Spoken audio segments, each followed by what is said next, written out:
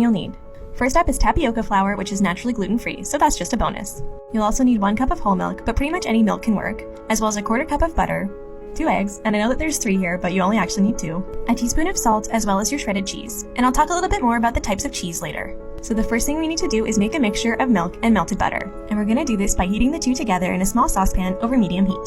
So once the butter is melted and the milk has started to bubble, you wanna give it a couple whisks and then remove it from the heat, since we don't wanna really scald the milk here. Add the salt to your tapioca flour, and then we're gonna drizzle in the butter and milk combination slowly. So if you have a stand mixer, I'd recommend using that because you can keep it mixing while you slowly drizzle in the milk.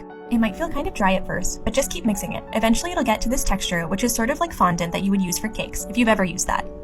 So now for the cheese. Obviously, if you want to be as authentic as possible, try to find a Brazilian cheese, specifically queijo minas. And I'm sorry if that's the wrong pronunciation, I'm really trying my best here. But since that can sometimes be hard to find outside of Brazil, we just used Monterey Jack, and that turned out great. So next we added our eggs one at a time and mixing in between until the batter became really sticky and smooth.